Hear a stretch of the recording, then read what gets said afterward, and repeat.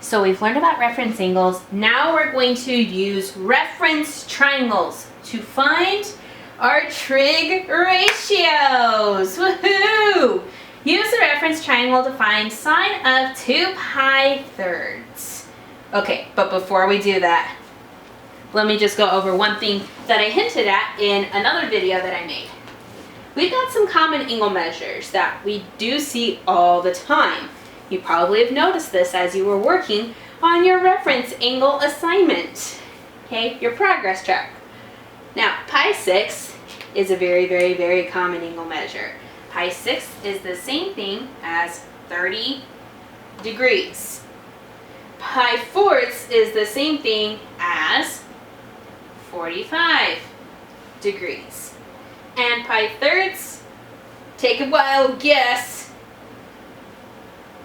Pi thirds is 60 degrees.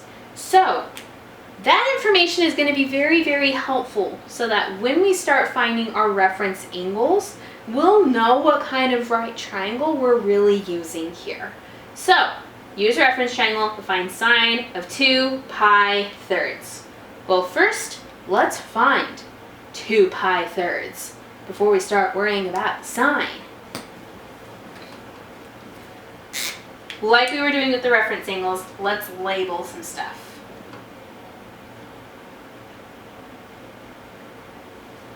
So we've got our 0, we got our 2 pi, we got our pi. Now our pi needs to be divided into 3 equal slices. So let's do that really fast here.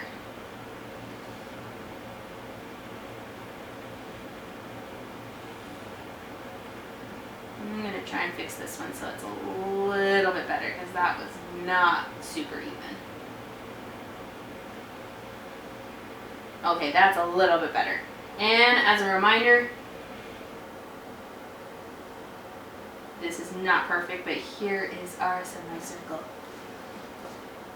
And let's pretend that all of those are even. Okay. We need not 1, but 2 thirds of the pi.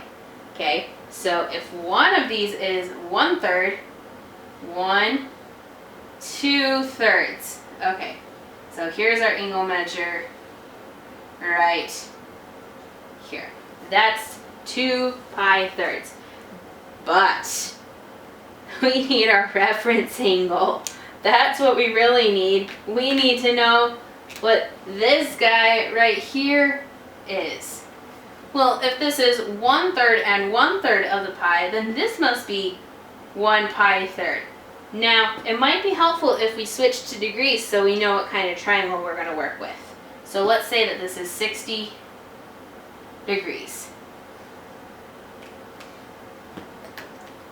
Okay, we know what's coming, right? We got to draw our perpendicular line from the terminal side to the x-axis.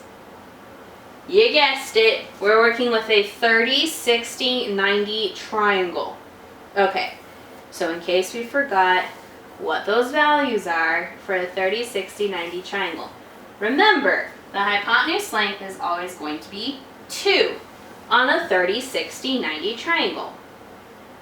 The side opposite the 30 degrees is always the smallest side. It's usually half of the hypotenuse, or 1.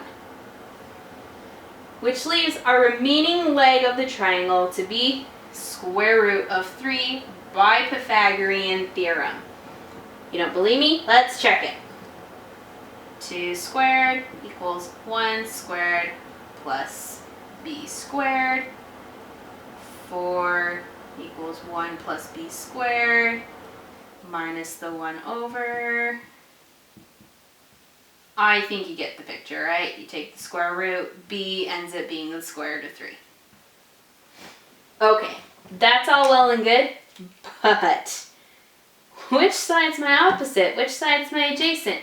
Well, it's a very good thing that we know our reference angle. This is the angle that we're going to be using to determine which one's our opposite, which one's our adjacent, and which one's the hypotenuse before we start finding sine of 2 pi thirds. Okay, so square root of 3, because it's opposite my reference angle, this is the opposite. 1 is right next to my reference angle. This is the adjacent, which makes 2 my hypotenuse. All right. This is where the fun begins. The fun's about to begin. Okay. So let's try and remember what sides are used for sine. Now, in case you forgot, we got this lovely little acronym here.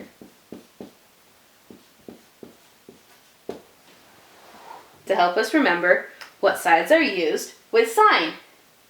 Well, O and H, opposite and hypotenuse. Okay, so sine is opposite over the hypotenuse.